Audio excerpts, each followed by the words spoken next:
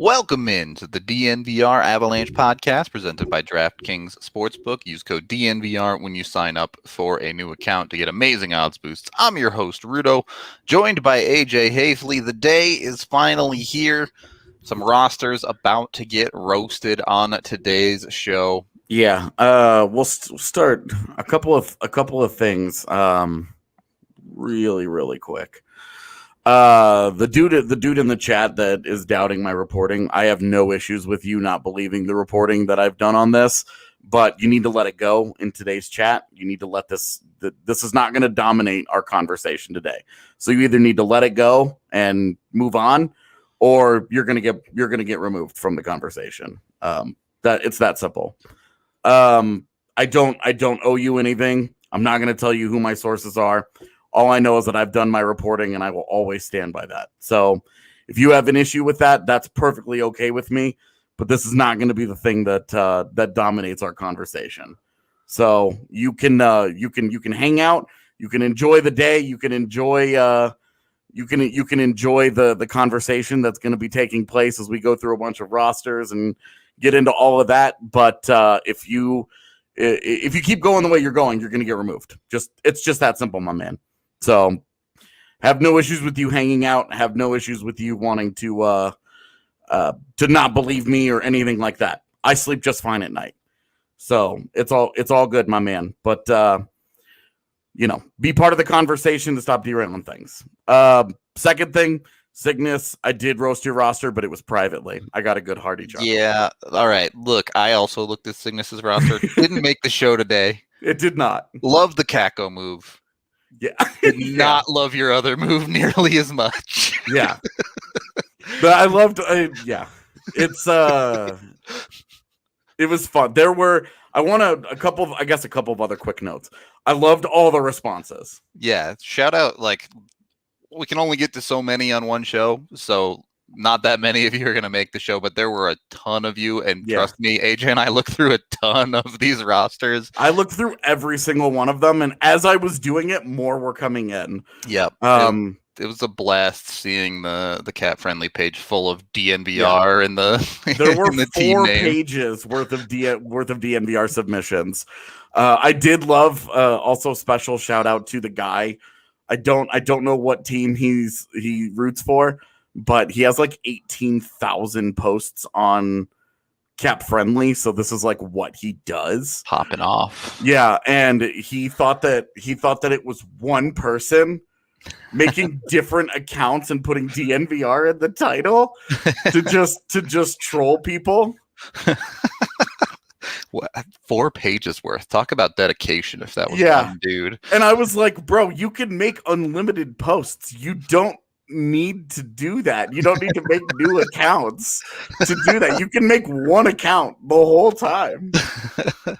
Yeah. So I don't quite know what that guy was going on about, but it was incredibly funny. Free AJ still trending on Cap Friendly. I actually had a dream last night that I woke up and I was unsuspended. What a dream. And then I woke up and I was still suspended. So Big Tech versus AJ continues. I hope that's the last time I ever refer to myself in third person. I hope it's not. I hope things get crazy. In any case, are you ready, AJ? Are you ready to jump into the first roast? Yeah, I'm ready to rock. So some of these are going to be. I actually have my first tweet when I'm free. I've already got it planned. I had the graphics team make one. Amazing. I already know what it is. I don't know how many people are going to get it, but the ones that do will appreciate it. All right. So, for the record, AJ and I's rosters will come last. So, just chat, you will get the chance to make fun of us mercilessly, and we will accept that. But we're starting with this one. Go real quick. We don't need to roast the Kraken roster because that's what the rest of the NHL is going to do. Oh, got him. All right, let's do this. Getting into it. This one's called DNVR Chaos. start with the free agent signings. Internally, they get Jost and Timmins. Timmins 2 years seems unlikely. Maybe a smidge more expensive on Jost, but nothing egregious there. I think that's actually the same deal that I gave Jost. I gave him $2 million flat, but it is. That's the exact same deal that I gave Jost. There you go. UFAs, Ryan Suter, getting him extremely cheap on a 1-year deal. Yeah, and it sucks that we did this over the weekend, and then all this news is coming out today that Ryan Suter likely has a 4-year deal on the table. Yep. And it's like, well, Ryan Suter would disappear from all of the Avs submissions after that. Yep, 100%. Phil Deneau getting 5 years by $6 million from the Avs. A guy with 6 goals last year got $1 million per goal. Yeah, he better be a 2C for you. And then Brandon Saad ending up signing a 4x4 as well. We'll get to your super chat in a little bit after we finish up this roster. Things really start getting adventurous in the trades on this one, as you can see at the top there, going massive for John Gibson and Raquel. Comfort, Barron, Sampo, 2 firsts to get Gibson and Raquel. Is this enough? I wonder if this isn't enough to get John Gibson out of Anaheim. So here's how I feel about this. And I'm sure that if our Crash the Pond friends were watching this, they would be like, AJ's an idiot, but I'm not giving all that up for those guys. Here's the rub.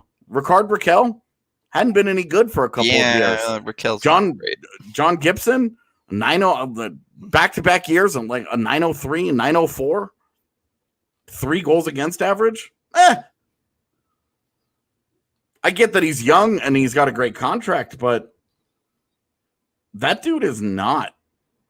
He has not had 2 good years in a row that would justify essentially 3 first-round picks because Justin Barron is in here. And then Sampo Ranta, who's an NHL really close to an NHL ready forward, and then JT Compher, who is some caliber of an NHL forward. I'm just like, you know what? I wouldn't do that. If I'm Colorado, I say no. Because I don't know what I'm getting. Ricard Raquel just hasn't been that good. He's living off of the 30-goal season that he had. He had those 2 30-goal seasons, but that's now it's now been 3 seasons. He had 18 goals, 15 goals, and 9 goals. Amazing what a year or 2 difference will make. The same man who made a 10-person trade to get John Gibson. Yeah, a couple of years ago. It's one of the things that I think is funny is that when you get more information, and you use it, and it informs decisions later down the road, it's like, Gibson isn't the one that I have a problem with here. I would probably still take the Gibson opportunity here, but it's Raquel that I'm kind of iffy on. He had 2 30-goal seasons in which he shot 18% and 14%. And in his career, he has 4 seasons in which he has shot under 10%. I'm out. What am I getting Ricard Raquel for? The memes. Yeah. Next up is my least favorite trade of the deal. Kadri for Alex Formenton in a second. He signed Deneau, right? Correct, to be the 2C. But yeah, okay. I also wouldn't sign Deneau for $6 million for 5 years. Okay, so I don't mind this one because you get a good young player in Formenton who will be whatever he's going to be. And then you get a 2nd-round pick and you move on from Kadri, who's just lost his job with the signing of Deneau. And you get basically the opposite player in Phil Deneau. You get a guy who struggles to score goals. You get a high-end defensive play. Yeah. You get a defensive ace, but you get a guy whose offense is a major, major question mark, and not the most physical of guys. Doesn't have a lot of snarl. Doesn't have a lot of attitude there. Yep. So it's like the spiritual opposite of Nazem Kadri. Yeah. So I Too like this deal stylistically different. because you signed Phil Deneau. If you do this and it's on its own, But I don't know why Ottawa would do this, but from Colorado's perspective, I'm saying this is fine. Then they dump EJ's contract. They give a second to dump it. They get Twerinski. Neat. Yeah, I think it's funny that he chose the guy that we don't believe is real. Yeah, right. Had to put something in the box, so that's as close to for future considerations as you can get, I guess. I have to think. Excuse me. I have to think if that deal was going to get done, it would have been at the expansion draft. But yeah. And then finally, he goes out and gets Matt Tkachuk for Newhook, Bowers, a 2024 first, and a 2023 second, ensuring that not only have you cleaned out the entire cupboard of quality prospects, but the Avs don't have a first-round pick for the next 3 years. Yeah, so we don't have... there's no Alex Newhook, and there's no Justin Barron. There's no first rounders in the next 3 years, no second rounders for the next 2 years. Although I guess this doesn't count the second rounder that they got from Ottawa. For some reason, that's not in there because they did get that. I'm assuming that's like, did they flip that one? No, they didn't. All right, yeah, that's weird. Oh yeah, no, they did that in the Johnson deal. That's the second rounder he used. Okay, yeah, Seattle. Ottawa. There you go. Yep. All right, well, that's gone. Yeah, that's you look for Matthew Tkachuk. That's not going to be enough. And then if you could scroll down and look at the entire roster, you cleaned all of it out. You have $500K in cap space, and you're just different now. Yeah, you have Tkachuk and Raquel, and then you have John Gibson in that. Maybe John Gibson is a stud. Like, does Tkachuk make you definitively better? Maybe. I think Tkachuk is offensively. I think he's better than Landeskog, but all around, and obviously there's some caveats that come with Tkachuk's play, and there's a question about. I mean, his postseason performance hasn't been very good. Sure. So he hadn't played very much, but until you have a good postseason, you're a postseason question mark. Does Raquel make you better? Yeah. Does Philip Deneau make you better? I don't know. Like you said, it makes you different. Yeah, exactly. It changes it up. It changes who you are quite a bit. Yeah. So, bye. Later, nerd. Yeah. So this is fine. Yep. Like, could be worse. These are lopsided deals in favor of the Avs, for the most part. The Ducks deal I just wouldn't mess with because Raquel. I just don't.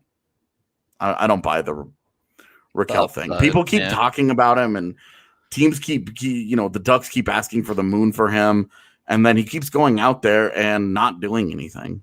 Like he's okay. Like he's a solid top 6 guy.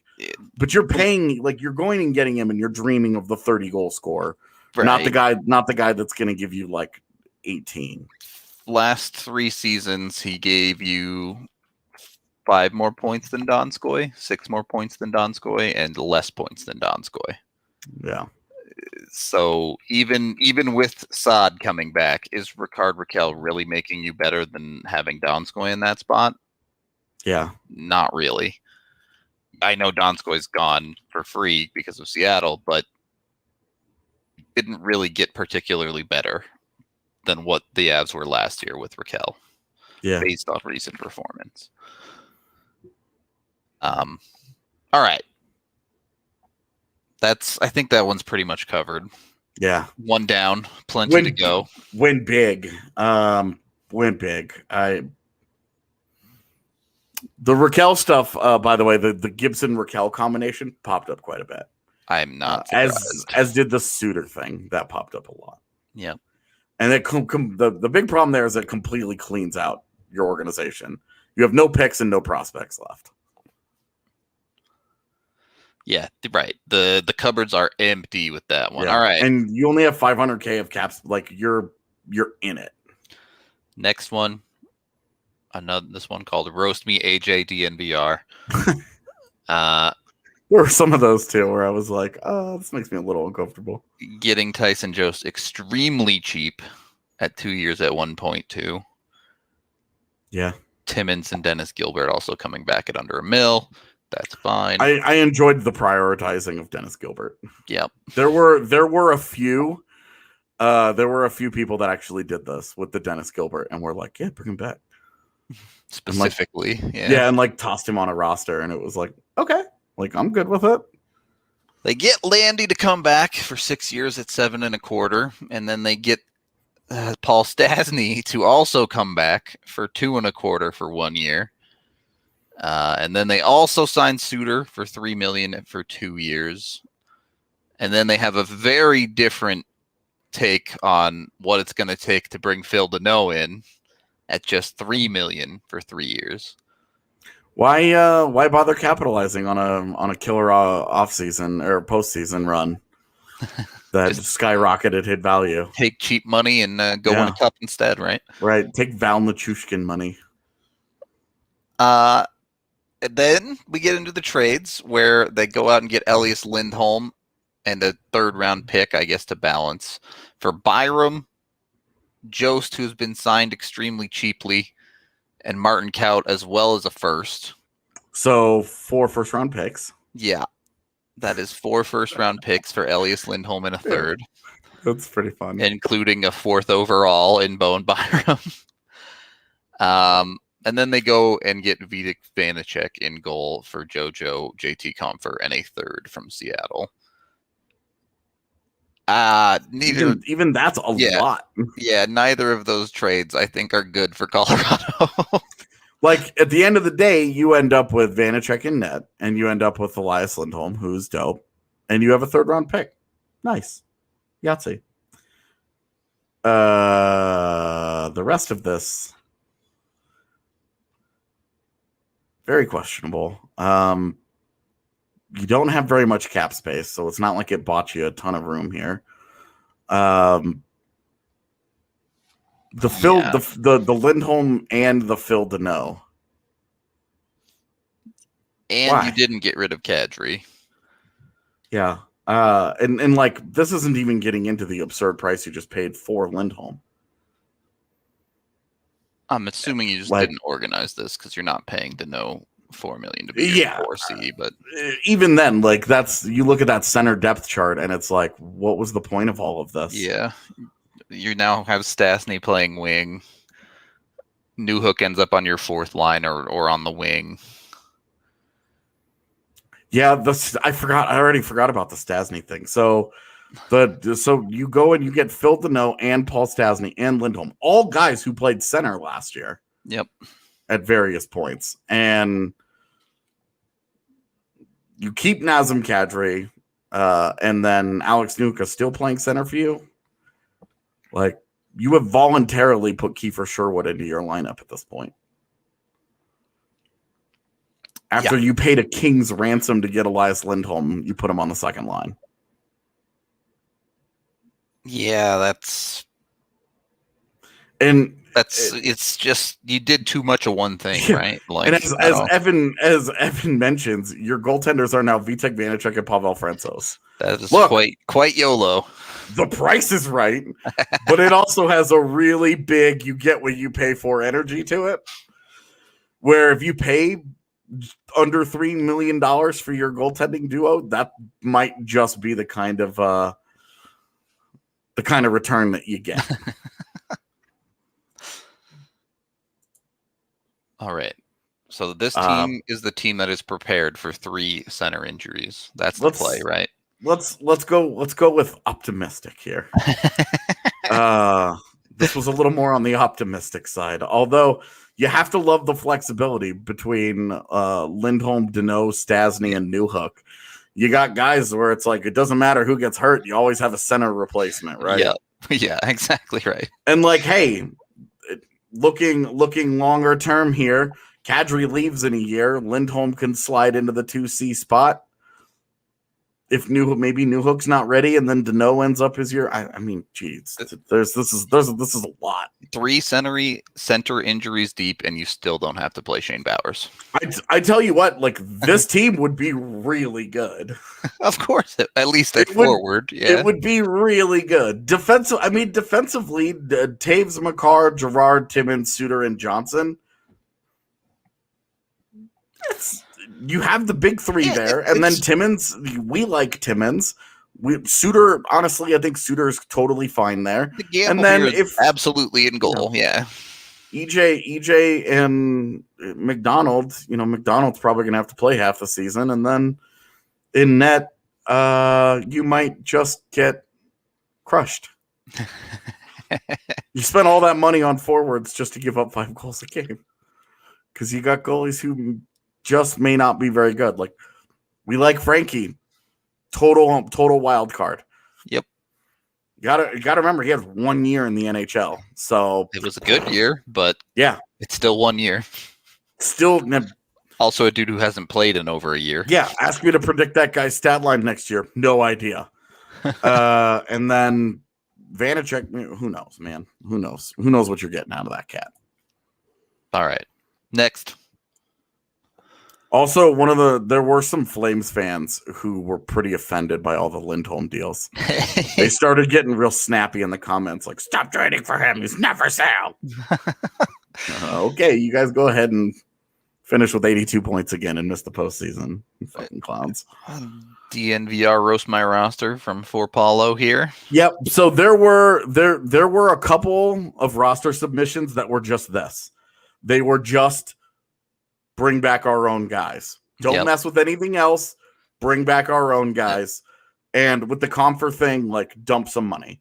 So I kind of wanted to use this as the like archetype of all of them put together because there were a healthy number of like, just re-sign them. Which comes down to Timmins for 1 year at $1 million. Jost again on the cheap, 2 years, 1.25. Landy apparently on the cheap at 7 years at 6.5. Grubauer 5 years, 5.5, and then Saad 2 years at $5 million. They free up some cap space to do all this by moving Comfer for a 4th round pick. They do, however, retain $500K on that deal. I said it was $500K, a little too expensive, and that's a good way to make it fit. So you end up with $2.2 million in cap space, and your roster is pretty much the same. Yeah, it's basically, I guess you have Maltsev in there and aggressively put Kaut into the lineup to replace Calvert and Belmar, basically. But yeah, LOC, Jost, Newhook playing center. Yep. But like, regardless of the alignment, the only new guy was the one that they've already acquired in Maltsev. This was and there were, I repeat, there were a number of these types of submissions. So we're kind of just wrapping all of them into one together. Free agency, untouched. But basically, nothing acquired via trade this offseason. Bring them back here. Yeah, I liked this team. Find a way to keep it together. All right. Well, I can drink to that. So this podcast is brought to you by Breckenridge Brewery, the official beer of DNVR. You can get it down at the DNVR bar. Also, keep an eye out for their seltzers. I know AJ's still not on Twitter, but I've had multiple people tweeting at me or DMing me about them finding Good Company seltzers at their local liquor store. If you need help to bring it back to Canada, AJ, the people got your back. So keep an eye out for it. If you see it yourself, don't be afraid to buy it yourself. You don't have to save it all for AJ. After you see his roster, you'll be mad at him. So steal his seltzers, I guess. You guys aren't going to like my roster. Also brought to you all by Green Mountain Dental Group. When you want your teeth cleaned, when you want yourself a free Sonicare toothbrush, go get a cleaning, x-ray, and exam with them. They're awesome, locally, family-owned, just 15 minutes from Denver over in Lakewood. So jump on it. Get yourself a great deal. Everyone who's switched over to them has absolutely loved their dental experience. So super awesome and easy. From there, yeah, they'll take care of you. Get that free Sonicare toothbrush while you're at it. And, you know, when you save a little bit of money, consider signing up for a DNVR membership where you get gear, content, obviously, all of our written stuff. AJ just put a post out there about Landeskog's situation. Be sure to check that out. You can get big beers at the bar. If you get an annual membership, you get a shirt included with the deal. So jump on it, get all the cool stuff we have to offer, support us, come consume our cool content. At least we think it's pretty cool. Yeah, it's good stuff. We like ourselves here at DNVR. Turns out.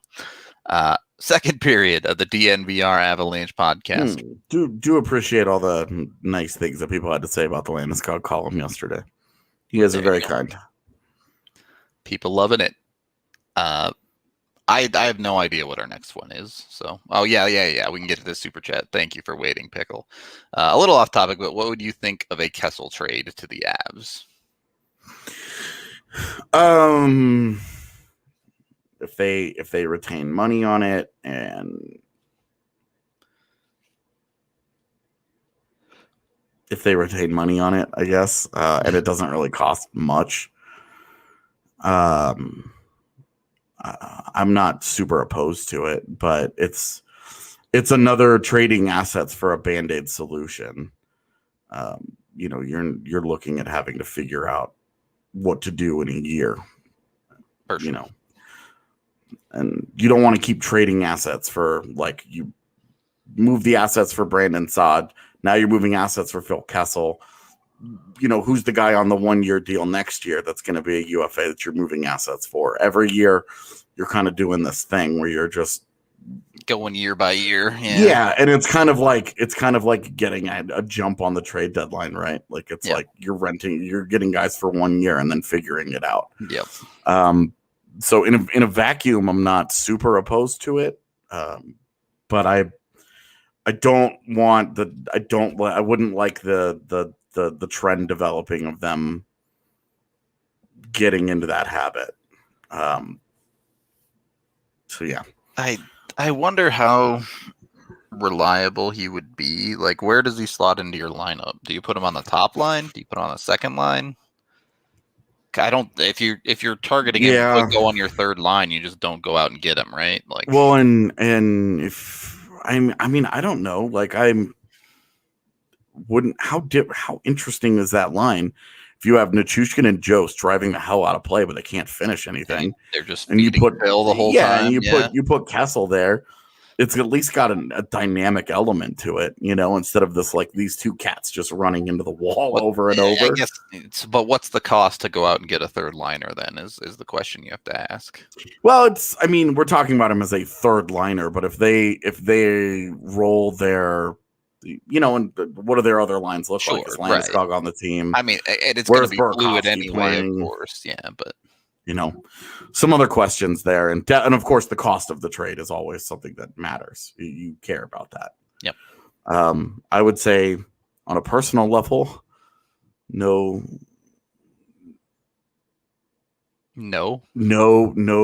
interest in Kessel just because he's mean to the media. Well, all right. I can live with that answer. As Brecton says here, be sure to like and subscribe to the video. Helps us out a bunch here on YouTube, so hit that up as we get into our first free AJ roster here. They start so I'm assuming every single roster starts with signing Jost and Timmins to some kind of deal. You guys can see it. A lot of these did. Oh, hey, this Christian Fischer trade is also in my roster. Oh boy. I think anyway. I think that's the exact deal that I did. Oh, it is. That's the exact deal that I did. This roster. So I like that trade. So they trade Comfer and a third for Christian Fischer. Then they bring back Grubauer at $6 million for 5 years. They bring back Landeskog at just shy of $8 million for 6 years, and they bring in Mikael Granlund at $3 million for 2 years. They managed to do all this while retaining all of their first round picks. Yeah. They also are, what, $100K under the salary cap? All right, let's see what this roster looks like. So it's really just replacing Saad with Granlund on the cheap. Yeah, and then one of your Belmar Calvert replacements are Fischer and Maltsev. Yeah. Yep, and then the defense it's This is the fine. same. They're running by Roman Timmins there, yeah. And the thing with Granlund too is that if Newhook doesn't prove to be like center ready for when Kadri leaves, you have Granlund that can move over and play that center spot in a year because he's on a multi-year deal. Yep. So I really like the idea of Mikael Granlund in free agency, to be honest. Yeah, I don't mind that ideal at all. He doesn't drive play the way that he used to, but he's also not like a defensive sieve. So he's kind of league average in both at this point in his career, and the dynamic point scoring, like the high end stuff, is somehow already gone. Yeah. But I think that's why, and I mean, I think $3 million is probably too cheap to get him. But I think so too. And I think a 2-year deal is also like someone will give him 4. Yeah, exactly. Somebody's going to give him term, especially because he's just a touch younger than a handful of these other guys in free agency. Sounds that are like out a there. David Jones money to me. Yeah. In any case, sometimes simple is good. Again, not sure if the money actually works here, but yeah, the thing that you would do in order to get the extra $1 million, right, is that you would just remove the extra players. Yep. You take off Wingerly and Sherwood, and you send them both down to the AHL. That's what I did. My roster's running 21 players on opening night. So. Like you can easily do it, especially because they have the team in Loveland. Yep. That's how you live. Is that you don't have a 23-man roster. You have, sometimes it's 21, sometimes it's 20. Whatever you need to do to get by that day, and then if there's an emergency or whatever, you just swap them out. Yep. So you could easily clear up the money that you need to give Granlund a more realistic deal by just trimming the fat, cutting the scratches and hoping that they don't get claimed, I guess. Yep. All right. Yeah, so the thing is, right, like it's easier to make a nice, likable roster when you don't do quite as much. Yeah. But you can also go big sometimes, depending on how you're feeling about it. You can do a lot if you really want to believe that you can convince a lot of people to say yes to you. Yep. Then there's some things that you can do here. This one starts with Lil Z getting signed, which is interesting. The KHL, I think, is if it hasn't started already, its training camps are going to be getting going real soon. Starts at the beginning of August. Yeah. Yeah. So, alrighty. Interesting one there. You gotta go hard here. Oh, Ryan wants someone to just go insane. Here you are. There's a reason this is on here. This dude goes Timmins hard. Both signed for quite a bit of money, particularly Timmins. Yeah, Timmins. This is the big play, right? This is we expect a lot of improvement out of him play. So we're going to give him 3 years. He'll be overpaid this year, but by the third year, he's way underpaid. This is the roll of the dice. We expect big improvements here. Kyle Burrows back to punch faces in the AHL for a couple years. Love that this was priority. That Kyle Burrows was priority. Love this. Ryan Suter for 1 year at 3.5. Kind of expensive. Little expensive for sure for my blood. Matthias Janmark for a couple years at just shy of 3. Would be a really good fit for the Avs, but is a fair question to wonder just how good is he. Brandon Sodback for 4 years at basically 5.5. Feels more than I would do. A little rich for my blood for sure. Yeah, definitely. And then Grubauer also back at 4 years at 5.35. Yep. I think that's the only deal that I really like here. Yeah. To be honest, I feel like that's a fair deal for both guys. I think it is for both sides. I feel like Gruby gets security. He gets 20 mil. He gets rewarded for being a Vezina finalist, but the Avs don't put themselves into major danger territory here. Yep. So of the contracts, I mean, I like that Matthias Janmark deal. I'm curious how good he actually is. Yeah.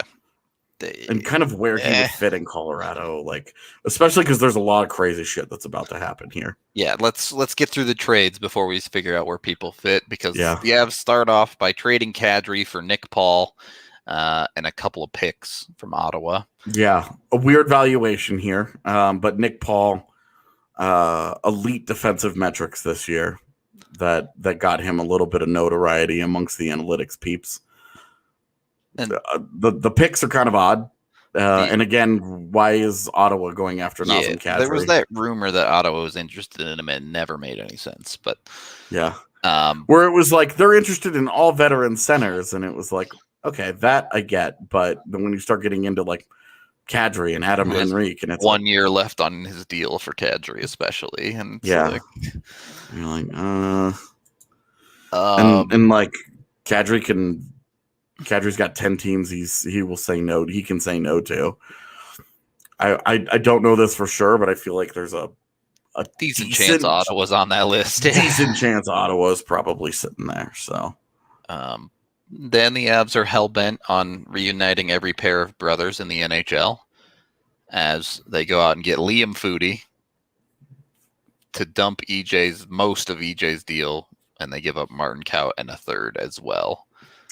For a guy for a recent first-round pick that's just breaking into the NHL. Yeah, I don't this think is I'm not sure why Columbus is motivated to do this. Especially because EJ will probably get hurt getting off the plane. EJ's, they're still paying him $3.8 million here. There's no expectation of him being healthy, presumably. Yeah. If you're hoping Martin Kaut becomes Liam Foudy.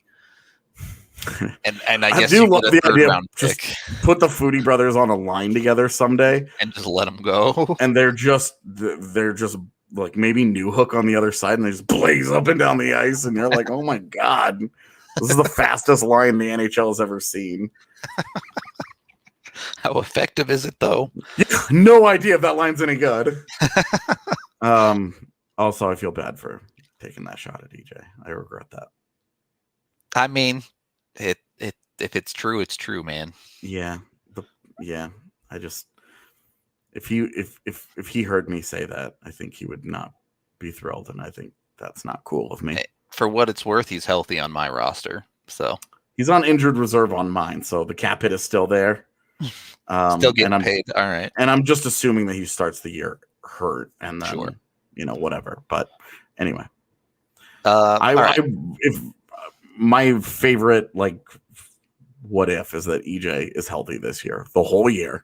The whole postseason, just stays healthy and has a good year, and everybody kind of gets off his back a little bit. As going big for Bo Horvat as well. Yeah, this one, so the Canucks fans in the comments were pissed. Like, they were like, this is stupid. Like, this is a good return, but the Canucks are trying to win. They're not going to trade their captain. And it was like, they just tried to trade him a week ago. They get Justin Barron, JT Compher, a 2022 first and a 2023 fourth. This would be I think this is a fair deal in terms of value. Like Justin Barron is somebody that, look, they could use a defender, and they could use a defender on a cheap contract because right now they don't have any of those. Yeah, Barron is at a point where if your defense is weak, you could consider just dropping him into the NHL too. Might not go super well, you don't know, but. Yeah, I think it's an option on the table. Compher obviously gives them a body on the forward side. Yeah, like a decent NHL player that can do something. Yep. So that's fine.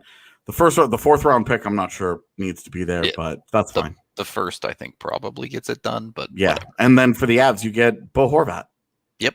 You replace Nazem Kadri. You upgrade from Nazem Kadri. You get younger. You get a little bit better. You get a little more expensive, but a good fit there.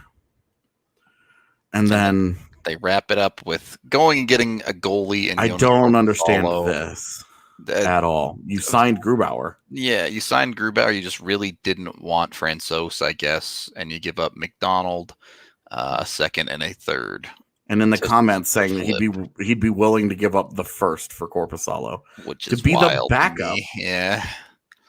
Why are you paying this much money for a backup goaltender? This much in assets for a backup goaltender.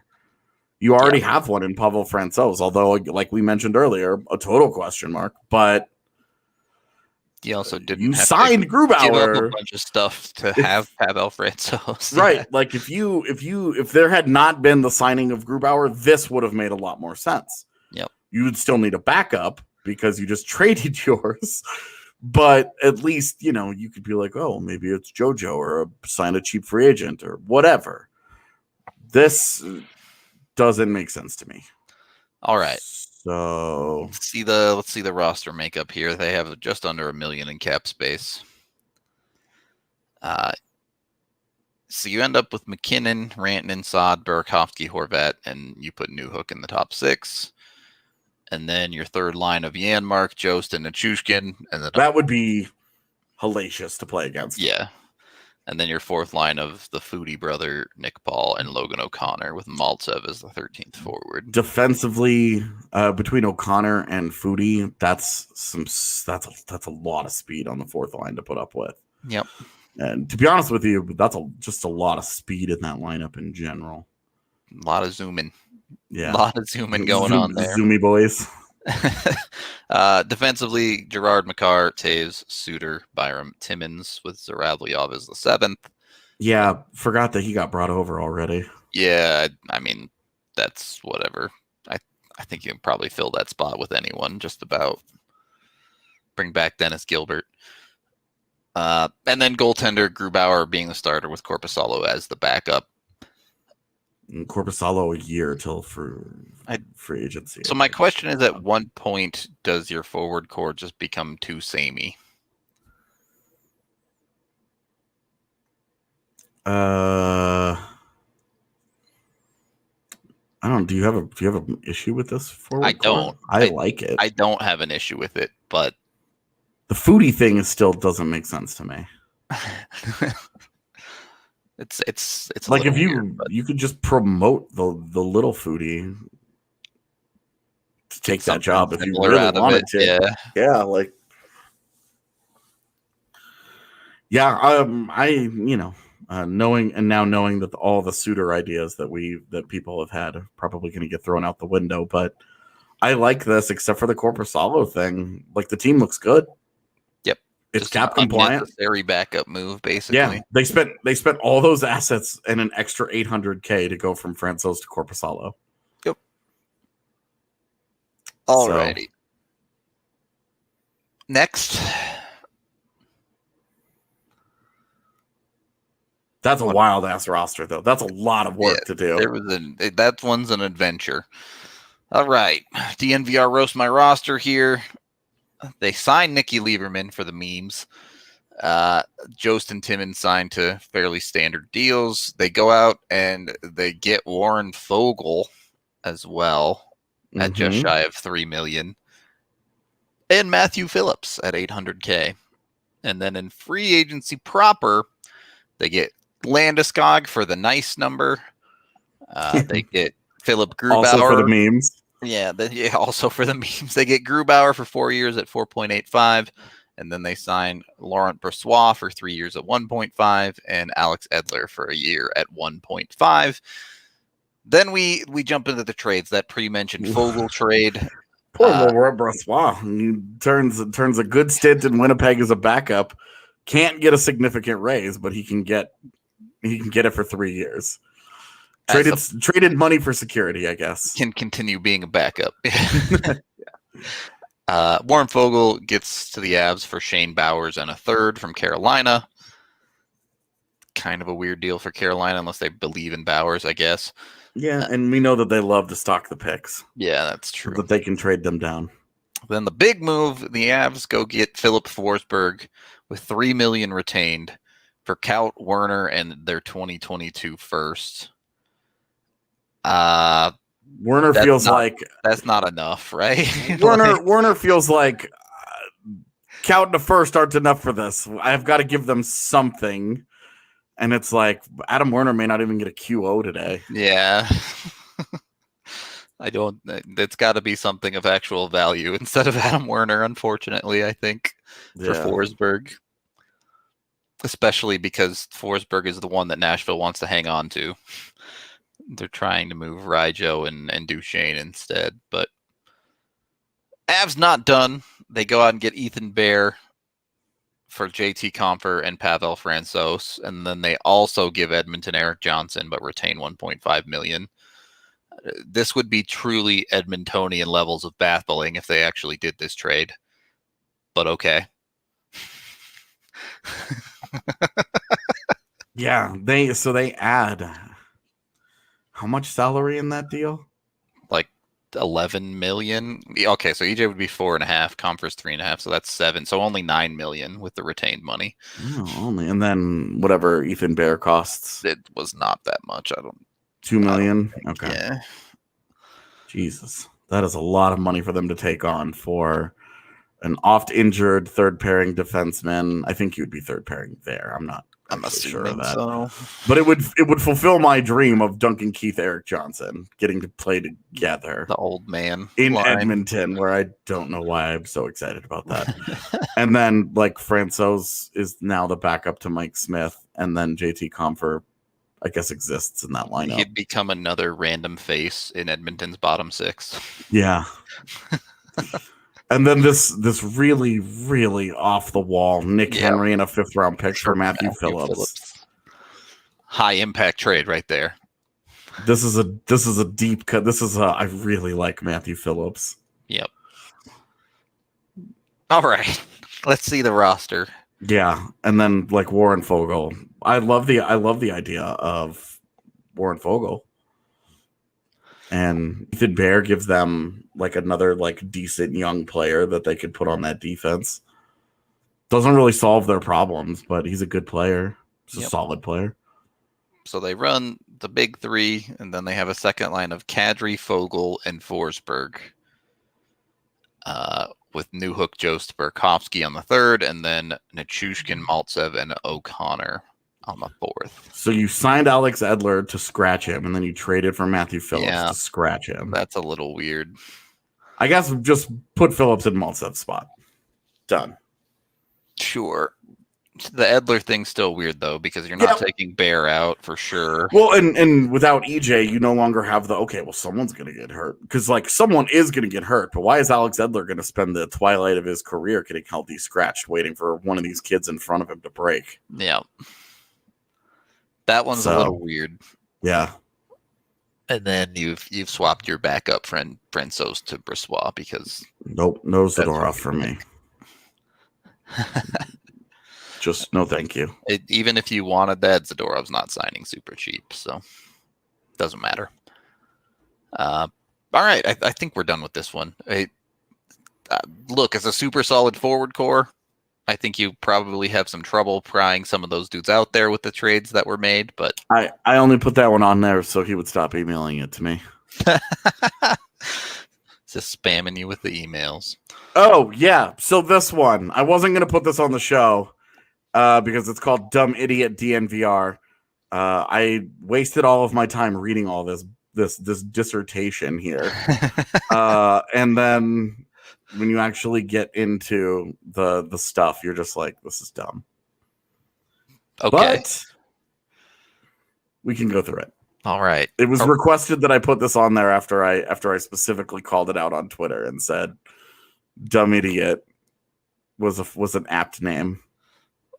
Are we reading this explanation? I don't think we need to. Yeah. No, dude, we don't. No. All right. So, Justin Timmins, as always, he also gets Philip Cheadle and Yusei Saros. We'll talk about those trades in a second. He signs Phil Deneau in free agency, as well as Riley Nash, Jonathan Bernier, and Jake McCabe. Hey, I like the Jake McCabe signing. The rest of it. Yeah, I love that Jake McCabe is like, he's in free agency, and he's going to capitalize on teams with analytics departments liking him by taking a one-year deal. At $2.5 million. Yeah. Like, I get you're coming off a major injury and like there are questions, but it's like, Have you There aren't seen that many what teams questions. are doing in this market for defensemen? Prime-aged defensemen that Like have good metrics. Yeah. the forwards are the ones getting screwed here. Yeah. If Jake McCabe gets a 1 year, $2.5 million deal, then I'm the idiot because that's crazy to me. If Jake McCabe gets a 1 year, $2.5 million deal and he's not playing for the Avs, then Sakic has made a mistake. Yeah. Nazem Kadri and JT Compher get traded to New York for Philip Cheadle and Braden Schneider. I can't imagine New York's particularly interested in parting with Braden Schneider, but sure. Damn, Jake McCabe's numbers are so good. And then the Avs get Saros and Philip Forsberg. Yeah, I don't understand this. Why New York would do this? Filipino and Braden Schneider. Yeah. They just traded up for Braden Schneider a year ago. Yeah. It's exactly kind of what they need on defense. And Filipino is still, I don't know. I don't really NHL player, I guess. I don't really know where he fits into their thing anymore. Like they've got guys who have broken out. They had the 2 really high picks. Where's Filipino like fit into their mix anyway? I just don't really know. But like Nazem Kadri is going to play behind Zibanejad and Strome. I guess. Definitely a weird spot to be in. Then he goes big with Nashville, as I said, Saros and Forsberg for Francouz, Timmins, Kaut, Bocage, and a first. This is certainly a lot of stuff. It's a lot of stuff. And the reasoning, okay, is so it stuff that Nashville actually wants, though? Well, like Francouz, okay, well that replaces their NHL goal. They just gave up their starting goaltender who's like 26 years old to a division rival under the idea that Askarov is coming, but he's not there yet. Realistically, like 2 years away. Yeah, even if he's still a year away, they just gave so now their only goaltender is Pavel Francouz. That would be the only goaltender that they have right now. Would be Francouz because Rene just retired and Saros just got traded to Colorado. So this, yes, do I think Saros is probably on the move someday? Probably, but it's going to look a lot like what's going on in the island where Sorokin got eased into it with Varley as the starter for a year. Yeah. That's the play here. You don't just be like, well, we have a top prospect of a goaltender who's never played in the NHL. So naturally, we'll just get rid of the guy who had a career year because his value's at its highest. But, oh, by the way, we no longer have a goaltender. This also... the motivation to move UC Saros just doesn't exist yet. The rest of this deal doesn't make a ton of sense either. Like, Nashville just protected 5 defensemen. I guess Connor Timmins can be their 6th if they really want, but... Yeah, I mean, but we also talked about, they did that because they were trying to dump money at forward. I hear you, but it's not like Connor Timmins jumps into their top 4 hot and fast, you know? Yeah, I mean... Martin Kaut, I guess, he's kind of something they already have plenty of. They're probably overpaying for a bunch of Martin Kauts in their bottom 6, but... They just lost Callie Yarncrook, so... That's true. There you go. I guess. Bocage is a neat prospect, I guess, but... Yeah, they essentially didn't replace Philip Forsberg at all. Yeah, how do you break this down? Who's if you broke them into pieces, who would be getting dealt for who here? Is it like Francouz and Timmins for Saros, and then Kaut, Bocage, and a first for Forsberg? The first round pick is nice. It's probably going to be late because they just gave Colorado a starter. Yep, and Philip Forsberg, who's going to replace. Who's going to replace Saad in your lineup, or Landeskog in your lineup. I mean, that's okay. And this is you're giving some stuff up here, but none of these are a deep cut. You like where Timmins is headed, but that's your 5th or 6th guy on opening night. Yep. And just this is dumb. It's 2 years early for the Saros. I get, Saros may never have the value that he has right now between the age and the career year that he's coming off of, but you still have to try and compete, especially the Preds, who have all that money spent already on guys that they can't get rid of. They're going to try to compete. All right. Pavel Francouz is not going to be their starting goaltender. To wrap up the trades, The Avs also go get Nick Jensen for Miska, a 5th and a 7th. I know Washington exposed him, but there's like no value in that trade. So they gave the Avs Nick Jensen for nothing, essentially. Yeah. For like $5 scratch off tickets. Yeah, right. Exactly. Like the ones where it's like the maximum value for a win is $50. It's not even like a lotto ticket where you're like, oh, I could win $200 million or something, you know? These are scratch tickets, bro. Let's see the roster. Let's see what it looks like. She's cleaned out the 2022 picks. Those are also now gone. Rounds 3 and 6. Oh God, our producer has abandoned us. We're stuck on this screen forever. Just looking at these two mind-boggling weird deals that we just can't make sense of. Yeah, I told you that I thought that the dumb idiot title was appropriate. Give us the roster, Allie. Oh no, she can't hear. All right, it scrolled down. We're good. So Forsberg, McKinnon, and Rantanen together. A second line of Newhook, Deneau, and Burakovsky. Cheadle, Jost, Nichushkin, and then Maltsev, Nash, and O'Connor with a defense of Taze, McCarr, Gerard, McCabe. Did we forget the UFA? I don't know where Riley Nash came from. I guess I just forgot about it. Yeah, that was so long ago after those trades. Yep. I'm sure we touched on it, and then we just lost our mind over the trades. Oh yeah, and John Bernier is the starting goal. They're the backup behind UC Saros now. Yep, the Avs goaltender is now UC Saros and John Bernier. Yeah, and Braden Schneider is. There are people. He had in the notes that he used the taxi squad for some reason, for some purpose, but we'll just ignore that because it's irrelevant now. They can be on the Eagles and come up. Yeah, it's whatever. Yeah. I tell you what, if the Avs go out and they sign Jake McCabe in free agency, they've done very well. Love Jake McCabe. Yeah. Love Philip Forsberg if we ignore the rest of that deal. Yeah. You put in I like Phil Deneau, but for that, it's intense. You put in a ton of work to get 2 different goalies that I don't know have necessarily made you better. Yeah. You're spending about the same amount of money. So Grubauer, say you sign Grubauer to that. Yep. And Francouz is that exact price. Yep. I guess there's more cost certainty because you're comfortable with what Bernier gives you versus what Francouz gives you. And Saros you have control over Saros indefinitely, but like Saros he signed him to a 5-year deal. So great. Yeah. Now you've bought at that highest value, and now the Preds no longer have a goaltender. I guess they have Francouz. That's it. Wild Connor Ingram. Wild value, and I feel like there's just a bunch of random dudes spotted around this roster with Cheadle and Nash, but yeah, like Riley. Like, why is Riley Nash here at all? Just at all? Yep. Yeah, so almost the meme there, almost 420 in cap space. So close. Yeah, you couldn't have just taken $1,000 off one of these contracts. would have been perfect, but yeah. Not quite meant to be.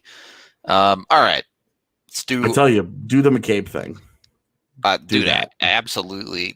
I would love McCabe to the Avs. Honestly, I really would. But let me go to our new sponsors. Actually, they're not new. They changed the order on me. But our new deal with these sponsors, Hassel Cattle Company. Yes, they have the amazing meats. Yes, you can still get 10% off when you use code DNVR10. Yes, a bunch of other stuff. But right now, if you go over to HassleCattleCompany.com, they are giving away a Hassel Cattle Company cooler plus a $200 gift card to Hassel Cattle Company. All you got to do is give them your email address, and you are set up for your chance to win $200 to Hassel Cattle Company. That's a whole lot of meat, let me tell you. You can get on it. It's absolutely delicious. Their Wagyu is out of control good. That's the one thing I've taken away from this week that's been a blast down at the DNVR bar is that all of you really love the Wagyu burger. It was the big hit last week for sure. Everyone there was like, Rudo, you're underselling this burger. You have to. It's so good. I don't know how we can hype it up anymore. We're like, this burger is amazing. So the burgers are amazing. Go try it if you haven't. Again, you get 10% off when you order online with code DNVR10. And while you're at it, go on over to StravaCraftCoffee.com as well and get 25% off when you use code DNVR25. Or, like I said, come on down to the bar. You can get an amazing burger. You can get some cold brew Strava Craft. Go with it. Or you can do the Alley Special if you want it a little bit alcoholic as well. Highly recommend. Look, I don't know how many ways I can tell you that the DNVR bar is dope, and you just have to get out there.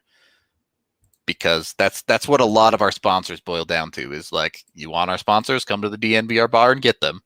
And then when you love them, you can order them back at home as well. So we make it easy for you. That's all I'm saying. Of course, just a couple blocks from the bar, you can hit up Solace Meds as well. They have 4 different locations here in Colorado, including one up in Fort Collins. So you can get what you need, order online, use the DNVR20 code to get 20% off, and then come into the store, pick it up. I love their pickup stuff because you can just walk in, get what you need, and get out. You don't have to spend a ton of time in there. It's super easy and fast. So highly recommend you do it that way, but they do have in-store deals as well if you're looking for something specific. So check them out. Get yourself some good stuff from Solace Meds. Third period of the DNVR Avalanche podcast presented by DraftKings Sportsbook. I have no idea how many rosters we have left, but let's get to another one. We should be at ours. It's just you guys now. Just us? Yep. All right, perfect. All right, you want to go first or you want me to go first, AJ? You go first. All right. The world can't see yours publicly. Mine's posted. Yeah, that's true. I forgot to sign in when I built this, so I can't post it. But let's see. All right, here we go. So I went with 2 very large trades that you probably saw there. Jesus. Yeah. What? Yep. So first of all, went out and got Ben Bishop, sending Nichushkin back to Dallas. That's cold.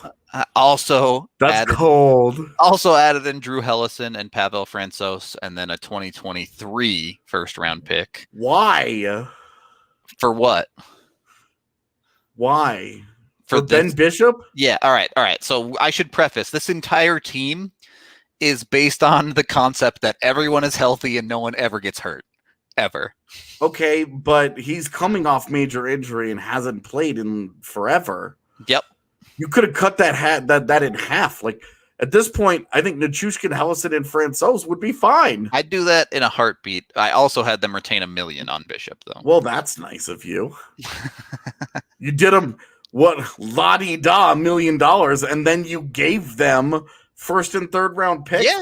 What are you doing? It might be an overpay, but I'm fine with that. It might be an overpay. Are you a double agent? Are you trying to make the Stars dope? What's going on? I don't here? know how this makes the Stars dope, to be clear, but they get Nichushkin, assuming that Nichushkin's fine. Like, is this Colorado version, but in Dallas. Drew Hellison's a solid D prospect that fits their identity perfectly. That's a great fit. Francouz replaces Bishop, and then you just gave him a first and a third. The first is expensive. I agree. Can Cap Friendly suspend you for violence? The first was probably too much, I guess, but I don't think a second round pick was going to do it. So I'd happily do it for less. Just the third would. You think just the third is enough? I didn't think it was enough. Dude, Ben Bishop hasn't played. What's the last? He's played 1 game in 18 months, and it was that nightmare against the Avs. That's true. Anyway, I'd be even happier if it was just a third. Then I went out and got Vlad Tarasenko. Are you secretly the dumb idiot? I might be. The dumb idiot Cap Friendly one. What have you done? I got Tarasenko for a first and JT Compher. This one, I like this one actually. This one makes a lot of sense. I think St. Louis doesn't let him go for not the first, and Compher is mostly just clearing cap space for me. Well, it's essentially it's essentially 50% retained on Tarasenko. Right, exactly. So I like this deal. This deal makes sense to me, and I know you love Vlad. So I'm just letting this happen. I'm a big Vlad fan, But- obviously. Yeah, no kidding. When is your new Stars podcast debuting? I'm super excited to see you start it with this deal. I don't know, my UFA signings aren't signing up here, but I can just walk you through them on the roster. Yeah, they should be on the roster. Yeah. So re-signed Gabe Okay. to 7 3/4 for 6 years. I wanted to make sure I had a big enough number there to make sure you got him. And then I signed Cody Ceci to a 2-year, $2.25 million deal, which I know people are going to hate, but very quietly had like a rock solid year. Yeah. When you put him on a third pairing, you're going to play him 16 minutes a night. He can help you on the penalty kill. Yep. Like, I really don't mind Cody Ceci as an Avs third pairing D. Yeah, it's funny you did, because when I was I was scrolling through and I was building my UFA defense, I also considered the Cody Ceci thing. And then I went a different route, which you will not be surprised by. But I don't hate the Ceci thing. I don't. But I do find it funny that you went ham on 2 super injured players. And I also have EJ in my starting lineup. And you also have JoJo as my backup. As your backup goalie. You have So again, Ben Bishop is going to play 7 minutes into the first period. He's going to get hurt for the year. And they're blowing a year of McKinnon's contract on Jonas Johansson as their starter. I preface this as this is team health, where nobody ever gets hurt and everything goes great on the health side of things. And it's a great hockey team, all right? As long as nobody gets hurt, it's a great hockey team.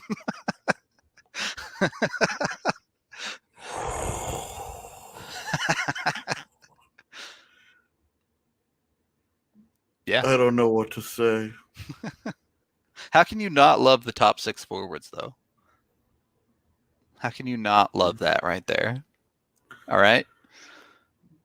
I don't even know you anymore.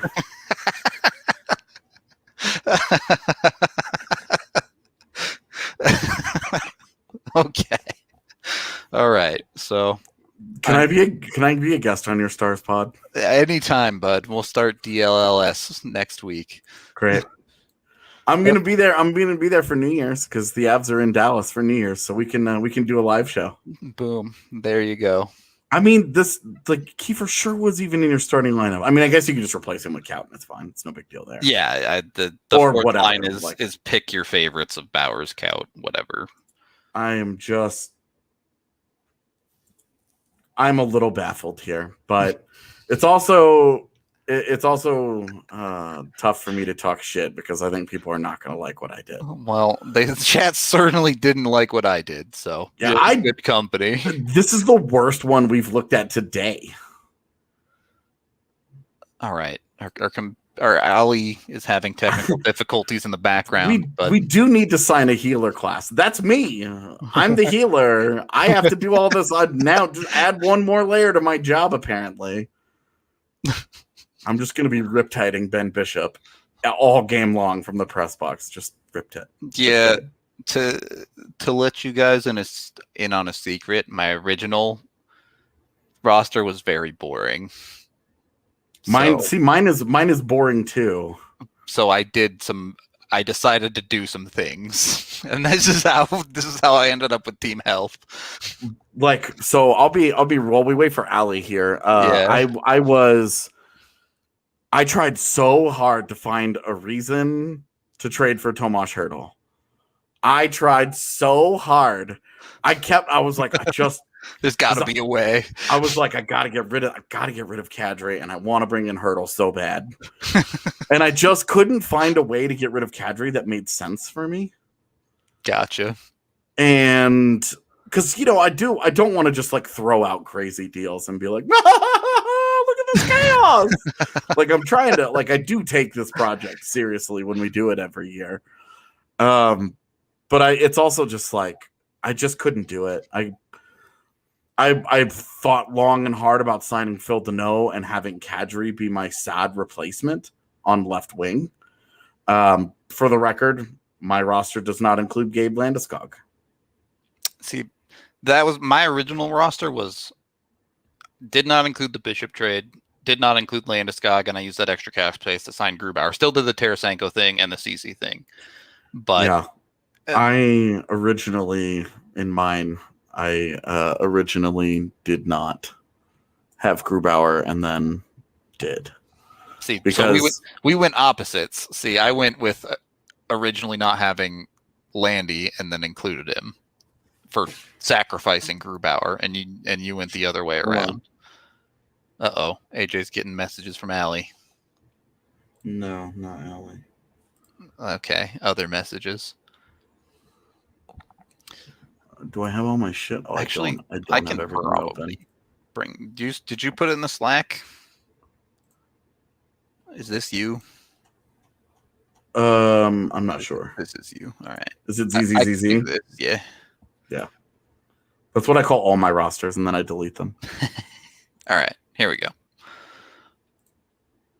All right. So AJ's roster, which looks a lot prettier than mine, at least organized. Obviously, I only did the one deal. Deals. Yeah. And then I did a bunch of UFA work. Coleman, Tatar, Hakanpää. I assume just for the name, and then Grubauer. Grubauer being 5.25 for 5 years. Coleman 4.5 for 5 years. Tatar 4.5 for 4 years, and then Hakanpää 1.5 for 2 years. I just wasn't entirely sure what those guys' markets look like, but I felt like when you look at the underlines for Tomas Tatar, they're insane. They're insane. Look, 2 years ago, I would have loved if the Avs traded for Tatar. I still like him, but I do wonder about that aging curve at a 4-year deal. Well, and he was just a healthy scratch on a team that went to the Cup Finals without him. Yep. So I'm like, how good can he really be, right? But I'm also like, I'm going to give him a top 6 job here.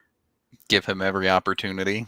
Yeah. So I have him in the top 6. I've got him with Kadri, and I've got Coleman on the other side. I'm willing to move all these guys around, though. Sure. The thing with Tatar and Coleman is that they've got versatility to play both sides. Yep. So, I mean, fluidity in the forward is always something to be expected. But yeah, and then I traded JT Compher and a 3rd-round pick for Christian Fisher, and then I put Christian Fisher on my 3rd line. It's a fun line for sure. Yeah, Fisher, Jost, and Nuke. Yeah. I really like that, but I'm also open to the idea of putting Coleman on that line just to add a little bit of an extra dynamic element to it. And then having Newhook take Coleman's spot next to Kadri and Tatar. In top 6 makes sense. Yeah. Yeah. So that's kind of like Coleman, I think, is kind of my X factor where he can bounce around. I could have him on the top line next to McKinnon. I could have him bouncing around on the 3rd line to change that. I'm happy to have him where he is. Yep. He's a really, really, really good fit. My biggest thing is that I just did not know what to do price-wise. So I felt like I kind of just took a middle road, gave him 5 years and $4.5 million because I just didn't know what it's actually going to look like. Yeah. I was not totally sure. And then Tatar, I bounced to, do I want Tatar or do I want Granlund? Boy, I would prefer Granlund there for sure, I think. I think I would too, but I looked at their underlying stuff and Tatars are insane. Just that good, yeah. And I wonder, you put Tatar back into a system that pushes offense quite a bit more. See that uptick, yeah. And what does it look like, right? As for this comment, don't understand liking Tatar but feeling meh on Raquel. Well, Tatar in the last 3 years has a 58-point season, a 61-point season, and a 30-point season. And I'm not worrying about him scoring 30 goals ever again because that's not the main appeal there. Whereas he has significantly outscored Rickard Raquel, whose last 3 seasons are 43, 42, and 28. Yeah. I definitely would prefer Tatar over Raquel as well. But yeah, so that's where I'm headed with that. But with Tatar, this is like he's already 30. He turns 31 halfway through the season. I'm iffy. I'm really iffy on this one. I'm nervous about that aging curve. The last 2 years of that deal could be a grenade for sure. And that's where if I could maybe get Granlund on a shorter deal, I don't know. I really didn't know what to feel about Tatar's market. I did not feel comfortable with it. And I was operating under the assumption that Saad was already gone. Sure. But ideally I would bring that dude back. I would prefer Saad than Tatar, but I think he's gone already. So that's how I spent the money. And then Hakanpää is kind of he's my cheap third pairing guy who blocks a lot of shots and hits a lot of people. He's like you want the physical guy? Okay, here's your physical guy. That doesn't do a lot offensively, doesn't have a ton of puck skill. But if Erik Johnson's healthy, Erik Johnson plays. Yep. If he's not, Hakanpää can slide in there just fine. And then I had Sherwood and Kaut as my scratches. I mean, they're picked, put however you want to do it there or whatever. Yeah. Originally I had signed Freddie Anderson. Oh boy. For 2 years at $4 million, and I was like, if I'm willing to do this, why don't I just give Grubauer what he wants? Because I had the cap space. As you can see, I have cap space. Yep. So I was at like $3.5 million in cap space, and I was like, well, maybe I'll just pay Grubauer. But I'm not giving him the 6-year bull or $6 million bullshit. I think 5.25 is perfectly fair. And if he doesn't agree, then he's perfect. If he doesn't agree and he goes out and he gets $6 million, then fuck me. So, all right. Well, yeah, that's my. I have no idea if my roster is any better than last year's, but I feel like it doesn't take a big step back. My really big problem here is that I don't have a lot of room for Alex Newhook to grow. Yeah. Right away. This year it's Alex Newhook's growth path this year is one of the year signings turns out to be a bad one. Yeah. And this also what I do like about this though is that it guards against Burakovsky leaving in a year. Yep. Because if Burakovsky's gone, then between Newhook and any of these guys, replaceable then. Yeah. I expected the people were not going to like that. I just went heavy on free agents and did not bring back Gabe Landeskog. AJ's roster seems to be good to meh for most people, and my roster seems to be Rudo. Why are you a crackhead? Yeah, Tatar doesn't have a lengthy injury history for the record. Like played 50 of 56 last year, 68 of however many Montreal played the year before that, and then a whole career full of him playing 82 or 80 plus games. So Coleman at 4.5 is a big raise for him, and I gave him 5 years. So I really went hard on Blake Coleman, but I really love the player. But that guy has a career high of 36 points. So if he wants to get more than 4.5, like if somebody's gonna give it to him, cool. But I gave him 5 years and quadrupled his salary. Like I guess I tripled it. Yeah, I think doubled and a half. My favorite move of anything it still might be Jake McCabe. Yeah, I mean that's just a. Do you have a role? Yeah. McCabe as a left shot. I'm not sure where he fits because I don't know his history if he can play. I don't either. On the right side. About to find out. Yeah, like I'm not sure. I'm not sure where McCabe fits. Is my only is he next to Girard and Girard is on the right side? I'd be fine with that. Is he next to Timmins and Byram and Girard are together? I'm fine with that. Those are all the like those are all things that would have to be worked out. And Hakanpää's just a righty, so I just solved that problem. Yeah, CC plays the right side too, so that's what I ended up doing. But and the thing though is that McCabe is better than both those guys. Yeah, definitely. Like the big question is, coming off a major knee injury, how good will he be? Yep. Okay, I think that's gonna do it for today's show. So thank you, everyone, especially those of you who submitted rosters. Again, we looked at so many of these that didn't make the show. We appreciate all of y'all. Some of you had some fun ones. Some of you had some terrible ones. Clearly, I had a terrible one, so you're in good company, I guess. In any case, be sure to like and subscribe to the video here on YouTube. It does a ton for us. However you consume the pod, we appreciate it a bunch. And we are going to get out of here on that note. We'll be back tomorrow. Normal time, last show before free agency, which we'll be doing a whole watch along, having some fun on Wednesday. So come hang out for that as well. Should be pretty casual. Yeah, until then, we'll talk to you all later.